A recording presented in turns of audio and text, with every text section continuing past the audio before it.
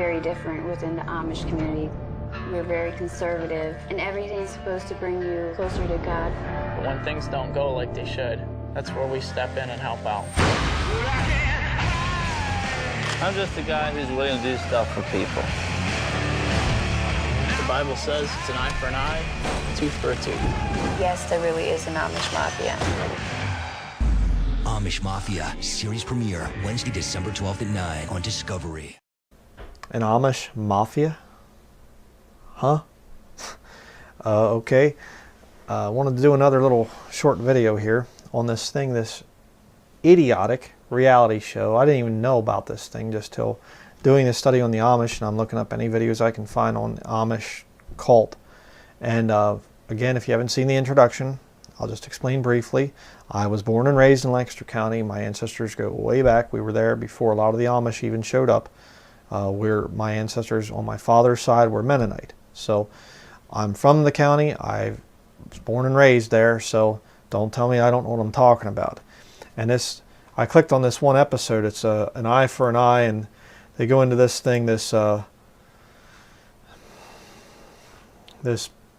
buggy has been hit by a hit and run thing, and the one guy, he gets in his vehicle, and he drives to this scene of the crime thing. And right here, this one scene, you can kind of see it here. I'll put it up on screen for you. This is a road called Iva Road. Now, Iva Road comes right off of Peach Lane, down below Strasburg, right? And this farm right here, there's a kind of a red brick house here, white barn over here. There's another house down there. This farm, if these fields right there, you go up through those fields, that's where I was born and raised, all right? I know this road very, very well, okay? I used to ride dirt bike and stuff in the area. I'd ride through the fields and my ATVs and stuff. I'll talk about that more in just a minute. But this road is like, I mean, literally neighborhood road for me growing up. And I lived there for 25 years. I lived at Peach Lane down there. So, you know, it's kind of funny, and it's interesting because this one house down here, not the red brick one or this white place, but down here on the corner, there was another little road. I can't remember the name of it, but it went down here, down to 897, and then there was a Roars Mill Road was the next road up to the right. But this road down there was a house on the corner. It was a little white house, and they were all like very much deformed Amish, and we used to, you know, they were like mostly midgets and stuff like this, and, you know, really small little people and things, and it was because of inbreeding. And the farm that was up through the fields here up in the valley, which was actually featured in a BBC documentary about the Lapps, that they actually bought the farm. The Amish that had it when I was little, they actually had a boy that had some real serious mental problems, and I don't remember if it was them or another one, but they kept him locked up in the house, like in the attic or something like this. And he got out and he was going around doing weird things in the neighborhood.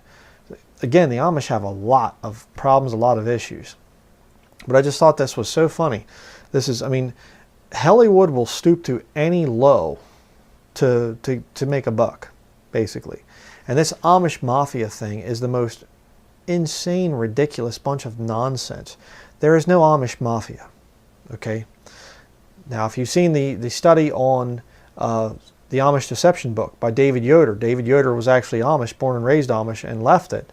But he goes into the thing that the Amish work with the law. There's a lot of tie-ins there. So they do get away with murder, but it's not because they have some kind of a special mafia that goes around and enforces things against people that wrong the Amish. That's nonsense.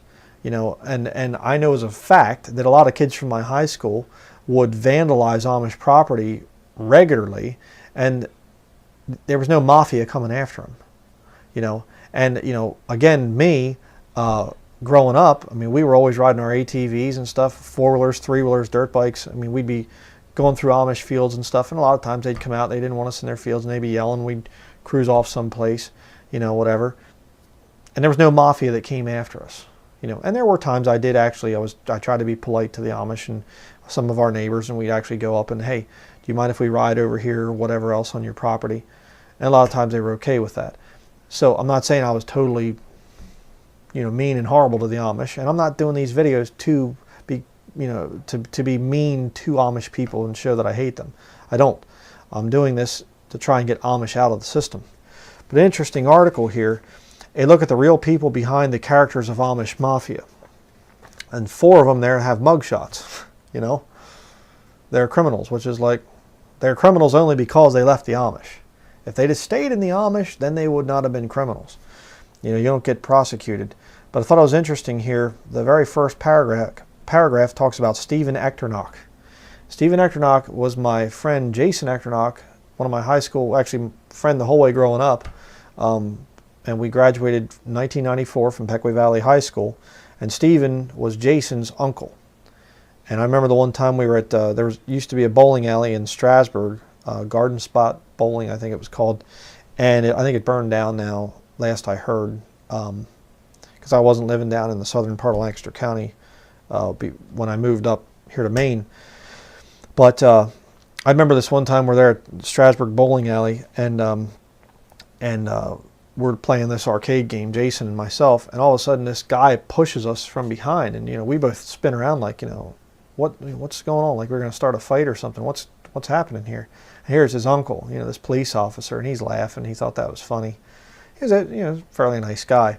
But just read a couple things from this article. It says here, the 2 local cops are District Attorney Craig Stedman's liaison, I can't even say the word, liaisons to the Amish community, working with local Anabaptist groups on crimes of all sorts.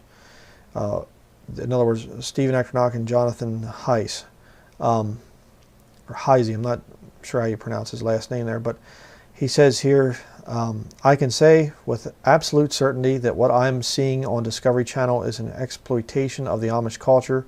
Echternock, Strasburg's police chief, said this week.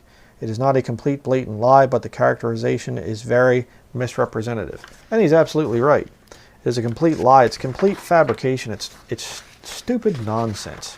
And of course the guy's driving, this big old truck, this big, like, real nice truck or something, and, the Amish are going to deal with him. If he was doing that, they'd shun him, and they wouldn't have anything to do with the guy. There is no Amish mafia. What a bunch of nonsense. But the next page it says, we were told they don't go to the police, said Dolores Gavin, the show's executive producer. We stand by these stories and this series as factual and accurate. I saw another video on YouTube where they were actually saying that these city people that produce the show, New York City or from Hollywood or wherever, Los Angeles, and they're like, oh no, it's actually true. This is all, factual and everything else. Just a total lie. But the next page it says, some of them have been arrested, that's real, but that doesn't make them Amish, Echternock said. A check with local police and court records shows only arrests for minor, non-violent crimes. Stoltzfus, for example, has been arrested for DUI 3 times and for summary counts of disorderly conduct and public drunkenness. So one of the stars of the show, he's not Amish. None of them are Amish. But see, people are so gullible right now, and there's this, I believe, a conspiracy within the Vatican, this desire to promote these cult groups like the Amish. And that's why you see a lot of reality TV shows and things, and because the Amish are kind of the, what they want, I believe, for all people. They want this communitarian thing where people are living in communes and they have no say but, what the hierarchy tells them. That's the purpose of this show, to promote the Amish culture. And, I realize that it's, they make it look somewhat bad or negative or whatever else, but it's still, it's drumming up interest in the Amish system. And, people get fed up with technology. I mean, there's a book out, Better Off Flipping the Switch on Technology by Eric Brend, and he's a Roman Catholic, and he goes to live with Amish. The Amish up here in Smyrna, Maine. Interesting. And there was another article. I actually have it. Actually, I'll show it here to you. This is America Magazine, the National Catholic Review. It's a Jesuit magazine. Okay? Jesuit magazine, and it's about a Catholic moving and living among the Amish of Lancaster County. I'm talking about how you can learn such neat things from the Amish, and it's a great culture and all this other stuff. If you're Amish and you're watching this thing, you need to get saved in a hurry. And once you get saved, and get saved before you try to get out of the Amish too, by the way, because you want the Lord on your side. Okay, very important. But you do need to get out of that Amish system. You cannot live in that Amish system and expect to be right with God. It's not going to happen. So there's a salvation message coming up here at the end. If you haven't seen it yet from watching the other videos, please watch this one.